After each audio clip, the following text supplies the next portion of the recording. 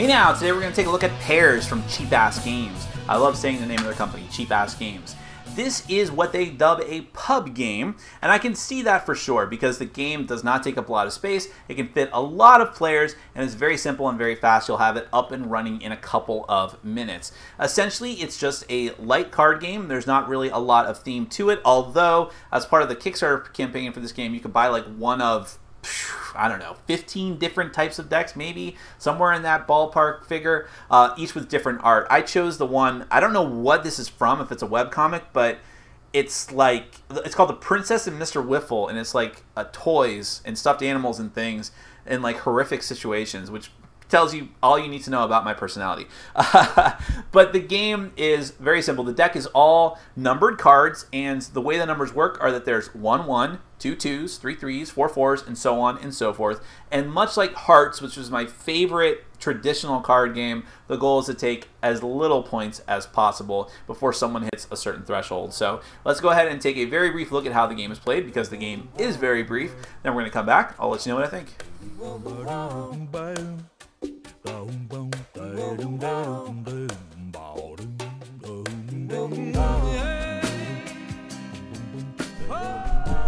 Okay, I'm going to give you a quick rules overview of Pairs. This is a very simple card game for 3 to 8 players where the goal is to have the least amount of points, kind of like Hearts. There is no winner in this game. There's only one loser, and multiple people potentially win the round.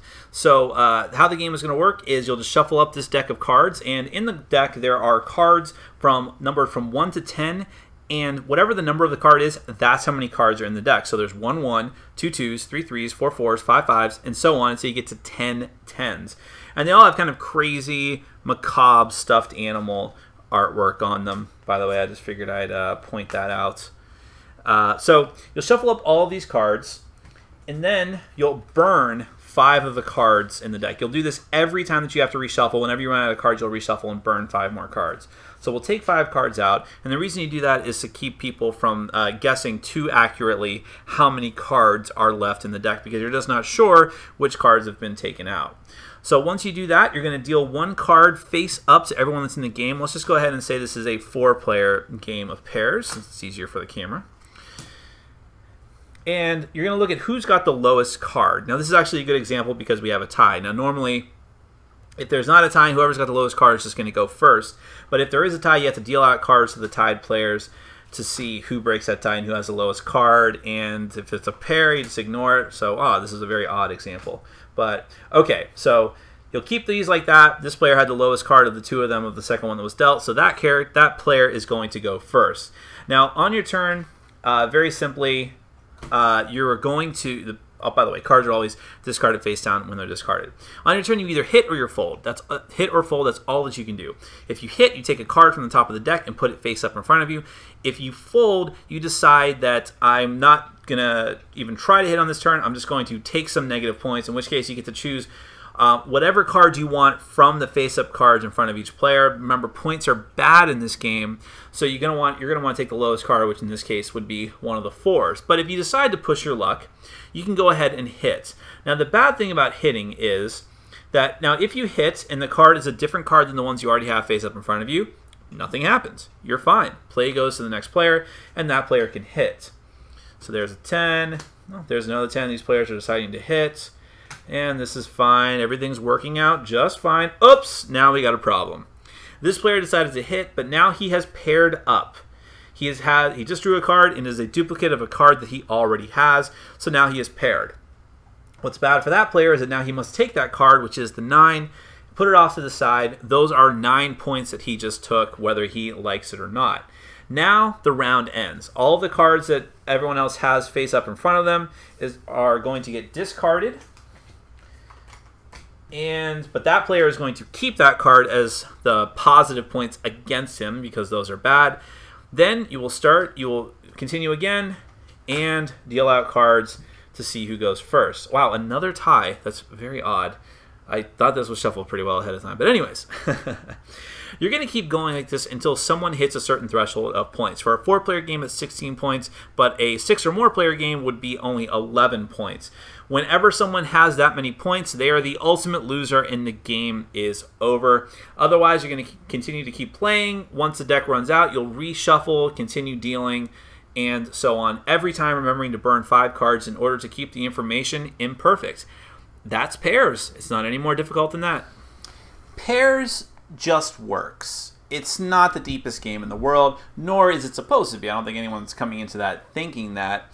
But certainly I played some card games, some very light, simple, fast card games in the past that had maybe a little extra layer to it. I'm thinking specifically of Love Letter and Lost Legacy, and even some other games from Seiji Kanai that are a little more complicated, like My Star and Master Merchant, that you know, they're simple, they're fast, you have them up and running very quickly, but they do add some depth and some complexity to them, just a smidge to them, and some different player interaction. There's really none of that here in Pairs. There's no, like, bluffing out your opponents. Maybe there is on some weird meta level, looking at opponents' faces, but it's not really what it's supposed to be about.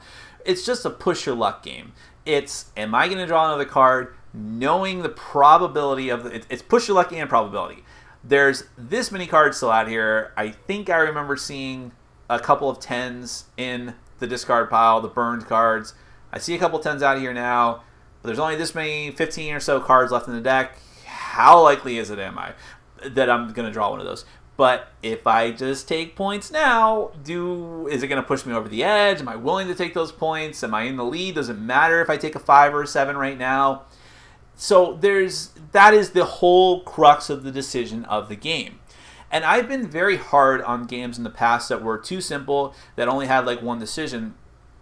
But Pairs just works, like I said. I don't know what it is. It's so fast. It is so fast and so simple to teach. And the turns are fast.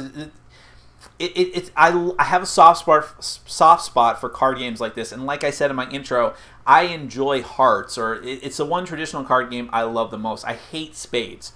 Spades to me is just, people just get angry at each other. It's not fun to me at all. And so I don't like a lot of trick-taking games, of the modern board gaming trick-taking games, as it were. But this one is really cool, and I like the idea that there's several people are winners and there's one loser, but no one really feels sore about it. I have never cared losing a game of Pairs, because how could you care?